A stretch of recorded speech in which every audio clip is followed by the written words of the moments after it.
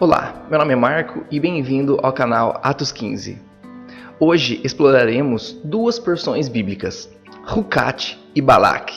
Rucat refere-se a uma categoria de leis divinas que são conhecidas como Ruk, cujo propósito ou significado a gente não consegue compreender completamente. Na porção Rucat encontramos a lei da Paradumá, ou seja, da vaca vermelha.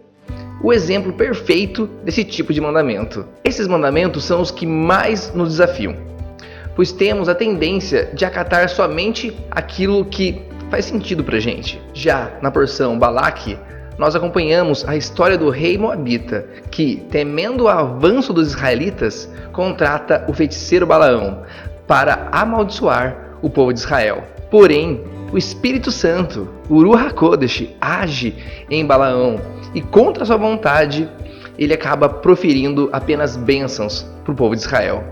Essas bênçãos possuem aspectos proféticos incríveis e poderosos. Me acompanhe até o final do vídeo para junto a gente desvendar o significado do mandamento da vaca vermelha e explorarmos os profundos aspectos proféticos presentes nas bênçãos de Balaão. Prepare-se para se maravilhar com a sabedoria e os mistérios revelados por essas passagens. Esta porção se chama Rucat. Sabe por quê? Porque ela começa assim. Vai da beira Adonai el Moshe ve'el Aharon lemor. Zot Rucat HaTorah asher tzivah Adonai lemor daber el bnei Israel veikhu elecha para adumah temimah asher enbar mun asher lo alá alecha ol.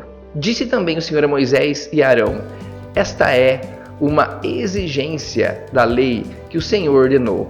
Mande os israelitas trazerem uma novilha vermelha, sem defeito e sem mancha, sobre a qual nunca tenha sido colocada uma carga. A lei da vaca vermelha, ou Paradumá, é um mandamento que trata da purificação ritual de uma pessoa contaminada pelo contato com um cadáver. Conforme estabelecido, uma vaca vermelha perfeita, sem defeito, deve ser sacrificada, e seu sangue é aspergido no altar.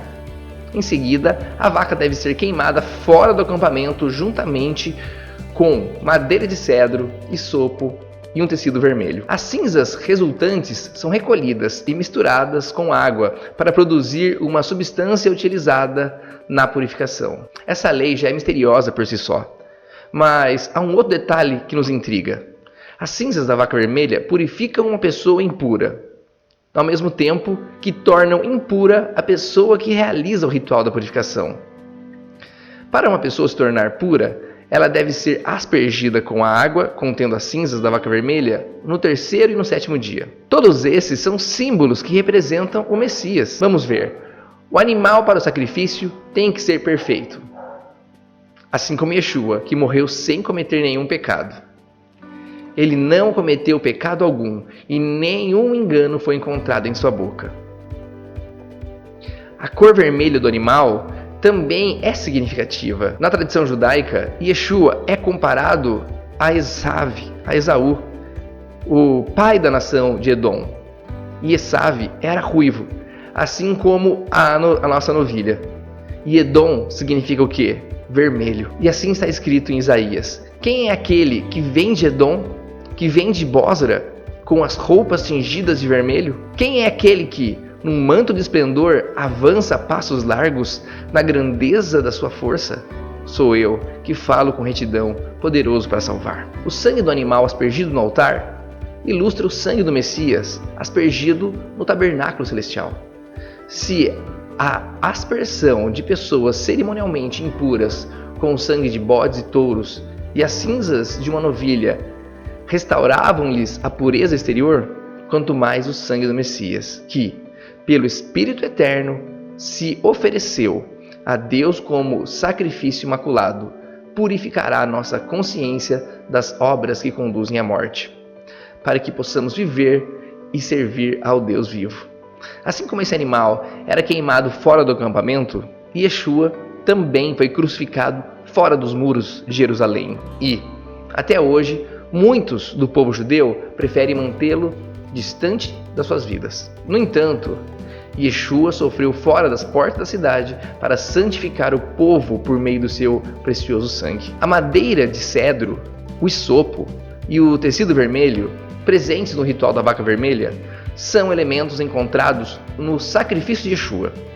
A madeira representa o próprio madeiro, ou seja, a cruz. O hisopo esteve presente quando deram vinagre para Yeshua. O tecido vermelho também é mencionado. Tiraram-lhe as vestes e puseram nele um manto vermelho. As cinzas da novilha, diluídas em água, são claros símbolos presentes no sacrifício de Yeshua. Em vez disso, um dos soldados perfurou o lado de Jesus com uma lança e logo saiu água e sangue. Outro motivo pelo qual a lei da vaca vermelha é tão enigmática é o fato de que aquele que está purificando outra pessoa, ele torna-se impuro. Isso é uma alusão perfeita ao sacrifício do Messias, que nos redimiu da maldição ao se tornar amaldiçoado em nosso lugar. O Messias nos redimiu da maldição pronunciada na Torá, ao se tornar amaldiçoado em nosso lugar. Porque o Tanar diz: quem pender de uma estaca jaz sob maldição. E por fim, a pessoa a ser purificada, ela deve ser aspergida no 3º e no 7º dia. Yeshua ressuscitou no 3º dia, iniciando assim o processo de purificação. Mas é no 7º dia, que representa o seu retorno, é que seremos completamente purificados. Lembrando que a lei da vaca vermelha fala especificamente a respeito da purificação ritual de uma pessoa contaminada pelo contato com o cadáver. Ou seja, ela fala a respeito da contaminação com a morte. Quando, porém, o que é corruptível se revestir de incorruptibilidade e o que é mortal de imortalidade, então se cumprirá a palavra que está escrita: a morte foi destruída pela vitória. Ou seja, a morte é aquilo que nos traz a impureza. A morte tem um significado de pecado, de distanciamento de Deus. Bom, além de todos esses simbolismos, é importante refletir sobre a obediência aos mandamentos. Os mandamentos de Deus são como alimento espiritual para nós. Yeshua cita: está escrito, nem só de pão viverá o homem, mas de toda palavra que sai da boca de Deus. Então, nós devemos obedecer mesmo quando não entendemos plenamente os motivos para obedecer, pois nossa obediência não pode depender do nosso entendimento. Assim como os israelitas, nos pés do Monte Sinai, eles declararam: Nascer venishma, que significa faremos e ouviremos. Ou seja, nós devemos estar prontos para obedecer a Deus, mesmo antes de compreender completamente os requisitos do nosso chamado.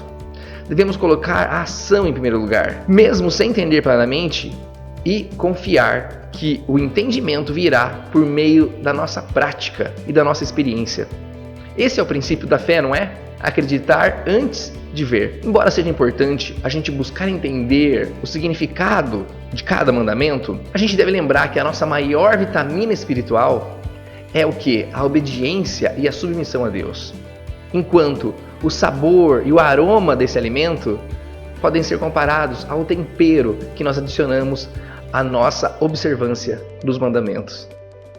Quão doces são as tuas palavras ao meu paladar, mais doces do que o mel à minha boca. Bom, nosso vídeo já está ficando longo, mas como eu prometi abordar a porção de Balaque também, vou cumprir com a minha palavra agora. No topo da montanha, Balaão se preparava para amaldiçoar o povo de Israel. No entanto, o Espírito Santo coloca apenas bênçãos na boca de Balaão. E eu vou citar algumas delas, para a gente trazer uma interpretação profética sobre essas bênçãos. Eu o vejo, mas não agora. Eu o avisto, mas não de perto. Uma estrela surgirá de Jacó. Um cetro se levantará de Israel. Balaão descreveu aqui o Messias como uma estrela que traça sua órbita de um extremo do universo a outro, simbolizando que ele reunirá os exilados de todos os cantos da terra. Mas as profecias de Balaão não se limitam apenas ao Messias. Ele também previu o destino de Amaleque, o primeiro a lutar contra os israelitas após o êxodo. Amaleque foi o primeiro entre as nações, mas o seu fim será destruição. Amaleque simboliza o quê? As forças das trevas, e a sua sentença está decretada, a destruição eterna. Além disso, nós podemos fazer uma analogia entre os queneus e os gentios. Você achou que era só Israel que estava aqui? Não, tem profecia para os gentios também. Mas não é qualquer gentio não, é o gentio que se aproxima ao povo de Israel. Os queneus representam a família de Jetro, o sogro de Moisés, que escolheu se unir ao Deus de Israel, e também recebem bênçãos eternas. Depois, viu os queneus e pronunciou esse oráculo: sua habitação é segura, seu ninho está firmado na rocha. Os gentios têm uma habitação segura, pois estão firmados na rocha, que é o Messias. Agora você pode me questionar falando: Marco, mas o verso seguinte fala de algo negativo a respeito dos queneus. Bom, vamos dar uma olhada. Todavia, vocês, queneus, serão destruídos quando Assur os levar prisioneiros.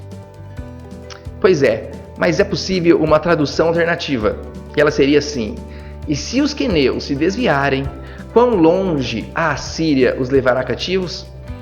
E nesse sentido, a mensagem é o seguinte: vocês, gentios, fizeram bem em se unir ao Deus de Israel, mesmo que sejam exilados pelo rei da Síria. Ou então, mesmo que enfrentem perseguições, juntamente com as 10 tribos, não ficarão perdidos para sempre. Vocês retornarão do exílio à terra de Israel, junto com o povo judeu. Isso ocorrerá quando? No grande dia do Senhor. E então, para finalizar, o Balaão revela que tudo isso se refere para o tempo do mundo vindouro. Finalmente pronunciou esse oráculo: quem poderá viver quando Deus fizer isso? Existe um elemento oculto que não é mencionado no início do capítulo 25. Pois antes de partir, Balaão instrui Balaque a adotar uma estratégia diferente para enfraquecer Israel, já que suas maldições não tiveram sucesso. Ele aconselha a Balaque a induzir os israelitas a se envolverem em imoralidade sexual com as mulheres midianitas e a adorarem Baal. E o livro de Apocalipse nos alerta que os ensinamentos de Balaão ressurgirão na igreja. No entanto, tenho contra você algumas coisas. Você tem aí pessoas que se apegam aos ensinos de Balaão, que ensinou Balaque a armar ciladas contra os israelitas, induzindo-os a comer alimentos sacrificados a ídolos e a praticar imoralidade sexual. Esses ensinamentos de Balaão, que o livro de Apocalipse está nos falando, não são uma doutrina que ainda está oculta e vai ser revelada para a gente, ou um plano elaborado para desviar os crentes. Não. Eles são simplesmente a negação dos mandamentos do Eterno, ou seja, da Torá e dos princípios da moral divina que qualificam a vida do servo de Deus. Bom, para justificar ou legalizar o pecado, é necessário o quê? Em primeiro lugar, anular a lei. Anular a lei do Eterno ou torná-la irrelevante para a gente. Pois está escrito em Romanos 7,8, a Torá define o que é pecado.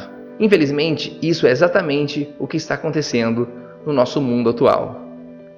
Então, não desvie o seu olho à palavra de Deus e se atenta, porque o fim está chegando. Encerro aqui e peço a você que, se está apreciando os vídeos do canal, que se inscreva para você não perder nenhuma novidade. Curta e comente, porque o seu apoio é um incentivo para que eu continue produzindo ainda mais conteúdo. Compartilhe também com mais pessoas, ajudando o nosso canal a crescer e espalhar essa poderosa mensagem. Shabbat Shalom.